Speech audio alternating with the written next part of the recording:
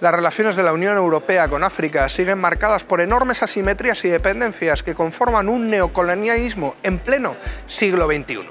Bruselas ofrece acuerdos comerciales y de pesca que benefician principalmente a las multinacionales europeas, mientras firma acuerdos de repatriación y condiciona buena parte de la ayuda al desarrollo a que los países africanos ejerzan de policía de fronteras.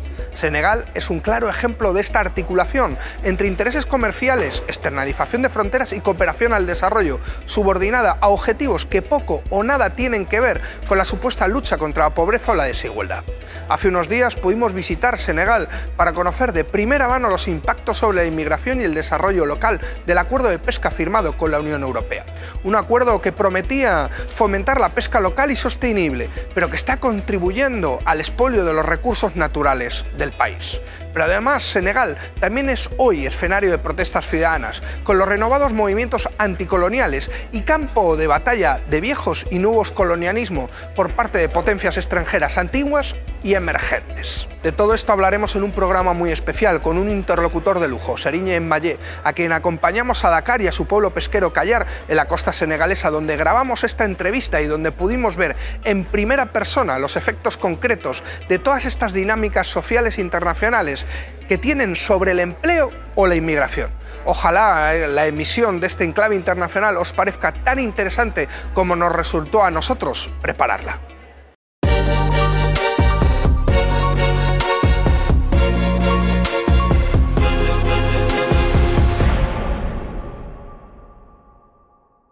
Bueno, gracias por estar otra vez un programa más aquí con nosotros en Clave Internacional.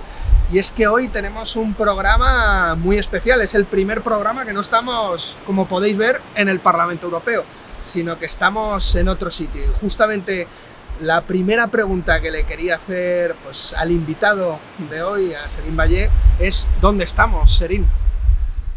Estamos aquí en Kayar, que es un pueblo de pescadores, es el pueblo donde nací, en Senegal.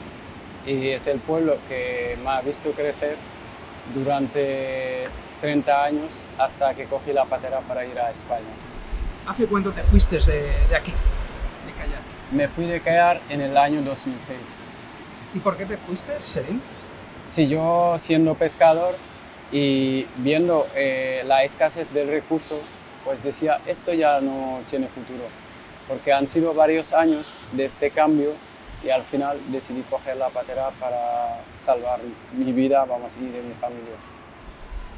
Y eso es justamente lo que hemos venido un poco a hacer aquí contigo, ¿no? A ver la situación del expolio de los recursos pesqueros, porque Kayar es y era un pueblo pesquero, pero nos contabas que ahora se ha convertido en cierta medida en un puerto de pateras, ¿no? De cayucos que van hacia Europa. ¿Por qué? ¿Por qué justamente eso? Pues tal como hemos podido comprobar la cantidad de barcas que hay, y aquí se puede comprobar la cantidad que están ahí sin ir a pescar y la cantidad de jóvenes ahí tirados en las sombras, es como la falta de trabajo que hay. Esta falta de trabajo y por los contratos de pesca que hay, los acuerdos de pesca, es lo que empuja a muchos de los chicos a coger estas pateras. En vez de tenerles ahí aparcados y de estar en la sombra, pues viendo el mar, pues la idea es como nos vamos. ¿Dónde nos vamos? Cogemos las pateras y vamos a Senegal. No es como un abandono de lo que tenías, pero una impotencia que tienes de no poder vivir de lo que tenías. Y al final es lo que hace que la gente ha decidido a salir. Es lo que convirtió a Kayar como un puerto de salida de pateras. Justamente muchas veces en Europa se habla del efecto llamada, ¿no? De que una acogida digna, cumplir con unos parámetros de acogida digna de las personas que llegan a Europa sería un efecto llamada. Lo que hemos visto realmente que lo que existe no es tanto el efecto llamada como el efecto salida, ¿no? ¿Y qué es el efecto salida? El efecto salida son esos acuerdos comerciales de la Unión Europea, esas multinacionales que expolian los recursos de Senegal. Porque tú saliste en el 2006. ¿Qué pasó justamente en el 2006? Pues no solo saliste tú.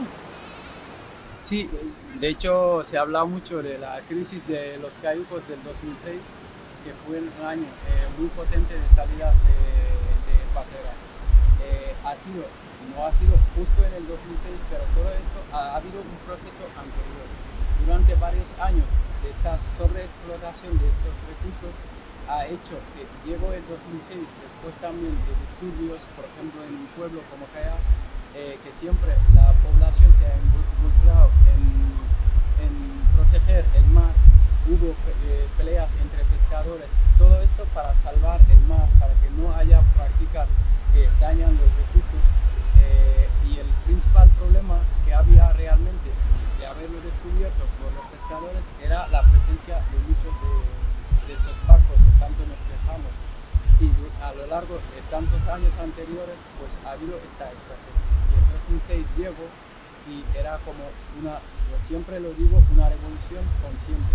En vez de seguir peleando como pasó en el pueblo, que de hecho intervino la policía y mata a un chico murió, pues los chicos decidieron pues salir en las pateras. Es lo que deja como una fecha, un año especial del año 2006. Estas salidas de las pateras y de muchas pateras.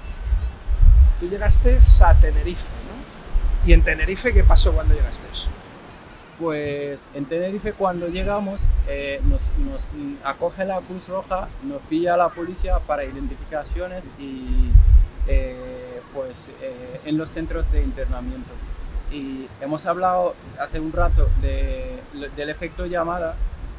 Yo creo que el efecto llamada que dicen, el efecto llamada es de una llamada directa. La llamada directa es que la hace la Unión Europea, porque es la que introduce aquí sus barcos.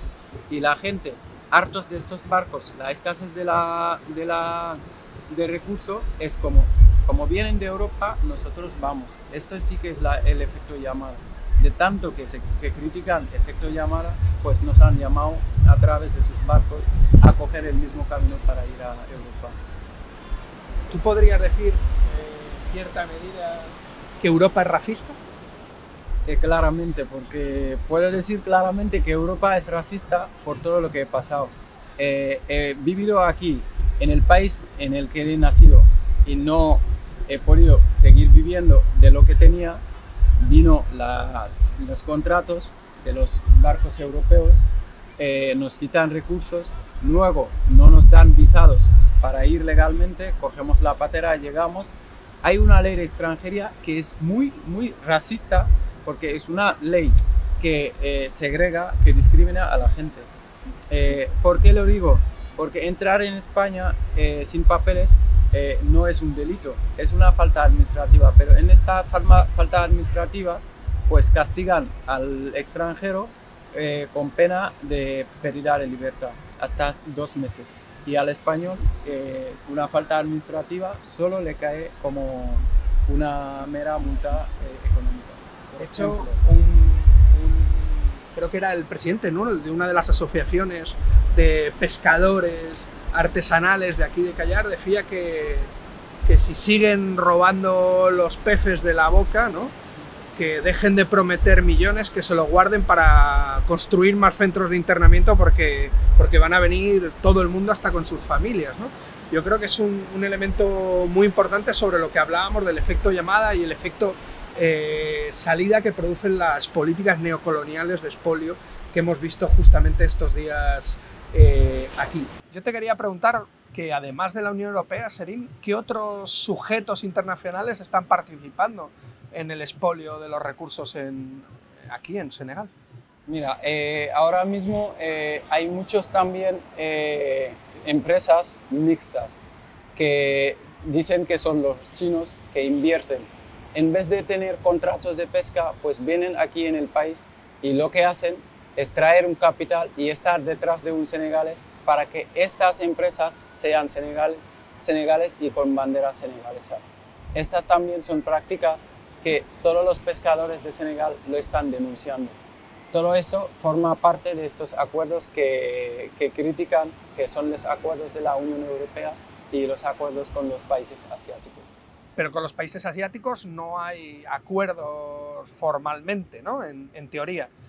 Con lo cual estamos hablando en cierta medida que utilizan barcos tapadera senegaleses, pero que realmente son chinos, asiáticos, turcos, ¿no? Que también nos comentaron. Efectivamente, así es, porque no son barcos que firman contratos, que firman acuerdos, lo que hacen es traer el capital y ser como barcos de Senegal. Eso también es una práctica muy opaca y que el gobierno local debería de parar.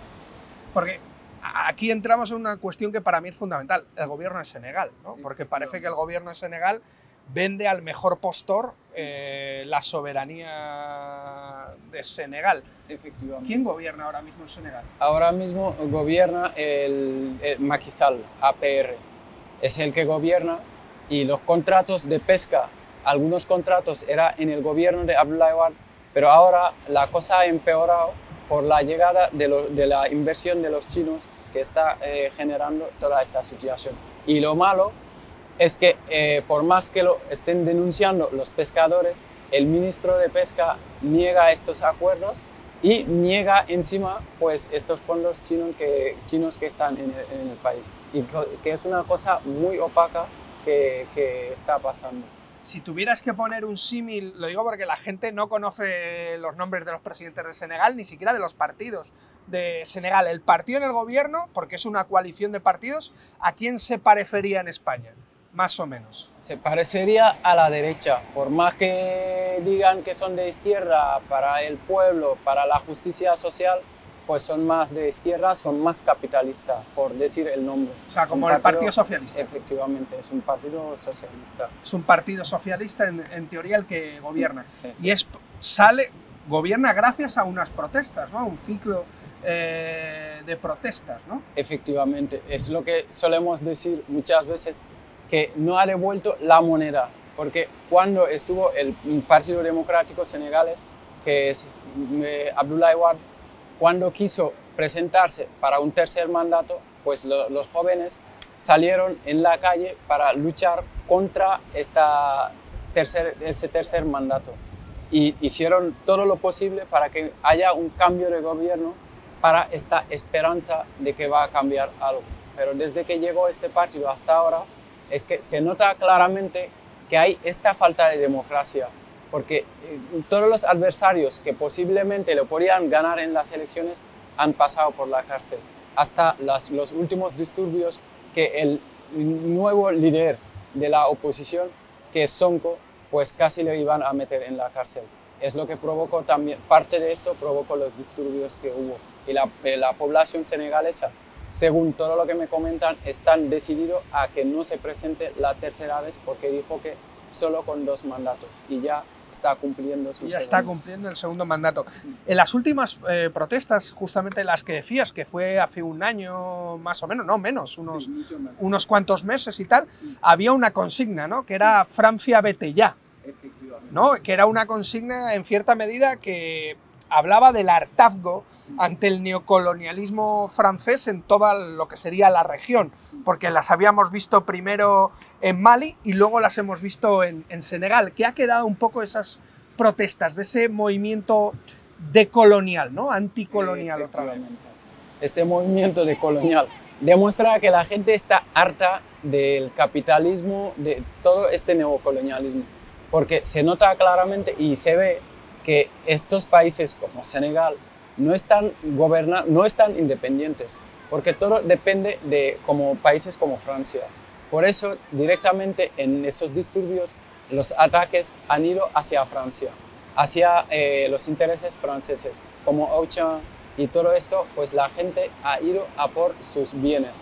Y eso lo demuestra también esta lucha contra el franco-cefa, que ese país como no se puede desarrollar sin que lo deje el neocolonialismo. Y siguen gobernando, siguen poniendo sus condiciones, hasta muchas ayudas de cooperación o lo que sea.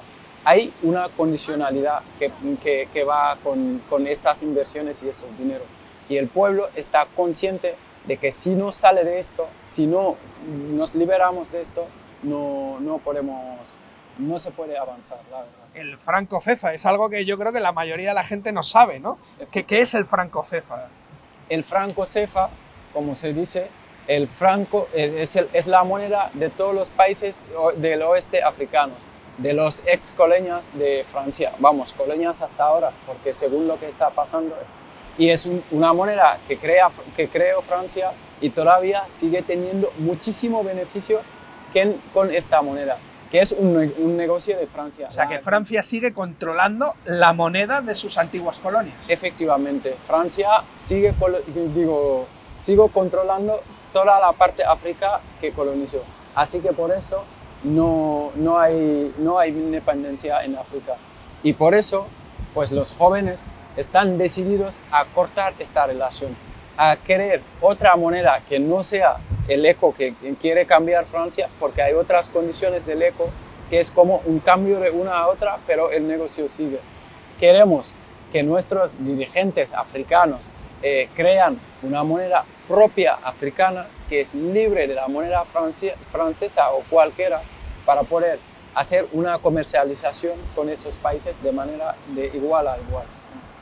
Y de hecho, podríamos hablar en cierta medida de un resurgimiento de un nuevo movimiento panafricanista, viendo las protestas que hemos visto en diferentes países. Claramente, esto ya está claro. Es por eso Francia, como vio esta presión sobre el franco CFA, pues negoció pasar al ECO. Y esto ya ve claramente que hay un nuevo movimiento decidido a liberar África. Su misma estrategia es como rebajar por aquí para quedarse con lo otro, no perder todo. Pero ya tenemos claramente este nuevo movimiento panafricanista para liberarnos de Francia, que sabemos que es el mal de África.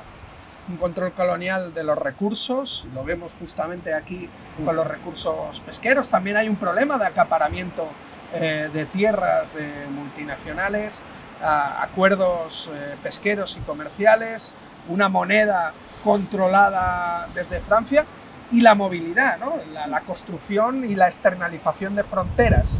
Pero la externalización de fronteras no solo aquí, sino incluso entre los diferentes países africanos, ¿no? Se ha cortocircuitado la capacidad de movilidad entre países, ¿no? Sí, el control de fronteras es brutal. No es solo entre África y Europa, desde España, por los países que tienen frontera, pero el tema es hasta dentro de África no tenemos ya libertad de circular en el espacio de la CEDEAO, que al final esta política migratoria, este Frontex, llega hasta dentro de África para cortarnos la libre circulación entre los países africanos, porque siendo senegales que podías desplazarse en todos los países que tienen el acuerdo de la CEDEAO, hay países que no puedes por ciertos sitios, y todo esto es la política con los gobiernos europeos de los controles de frontera que corta esto, porque dicen que aquí no puedes pasar, porque si pasas te metes en los barcos y en el desierto para la inmigración clandestina. Con lo cual podemos decir que la frontera europea sería prácticamente ahí, ¿no? O sea, nos externalizan totalmente las fronteras. Sí, vamos, la frontera europea es la puerta de las casas de los africanos. En cada casa que abres, ahí está la frontera. Nada más abrir tu puerta, está por todas partes. Bueno, pues yo creo que queda totalmente claro la situación que estamos viendo en Senegal, pero no es una situación, podríamos decir, especial de un país, sino que es la situación de una neocolonización africana, en donde África se ha convertido en una pieza fundamental otra vez del tablero internacional entre las diferentes potencias imperialistas, y ahí juega el elemento de la xenofobia, de la Europa fortaleza, de los acuerdos comerciales. Bueno, Serine, para terminar, simplemente, ¿cómo ves tú el futuro? ¿Cómo ves el futuro de Senegal y cómo ves el futuro en cierta medida de África? Yo la verdad, el futuro de Senegal lo tengo como una botella media llena, porque hay veces que me daba como esperanza de que esto va a cambiar si veo los movimientos sociales, la gente tan decidida a cambiar toda esta situación, las luchas sociales que hay, digo, aquí sí que hay esperanza. Pero por otro lado, cuando veo lo que sigue, lo que está habiendo de parte de los gobiernos, la represión que hay, la falta de libertad, de libertad de expresión, digo, aquí falta mucho por hacer. Y viendo esta situación tan crítica como el sector de la pesca y todo lo que está relacionado con el sector de la pesca, y viendo la pérdida de esperanza que tienen los chicos, yo siempre estoy con miedo, que muchas veces lo digo, ojalá que Senegal no llegue a como ciertos países pasaron, que es guerra civil, porque todos estos jóvenes que se meten en el mar, en las pateras o en el desierto, si realmente deciden quedarse para cambiar esto, igual va a haber como unos disturbios que va a generar hasta puede que guerra civil. Muchísimas gracias, Serín. Ha sido un placer estar aquí en tu pueblo, en Kayak, poder hablar de todo esto y, bueno, en cierta medida sacar una lección, ¿no? No va a ser el Parlamento Europeo, no va a ser ningún europeo el que libere a Senegal de los acuerdos de pesca, sino vais a ser los senegaleses, vais a ser todas esas pescadoras y pescadores con los que hemos hablado los que se liberen y vuelvan a recuperar la soberanía, ¿no? Efectivamente. Muchas gracias, Serín, y ha sido un placer. Un placer. Y nada, con vosotros nos vemos en el próximo programa de Enclave Internacional, esta vez ya sí en el Parlamento Europeo, pero no queríamos dejar de estar aquí para hacer este programa especial.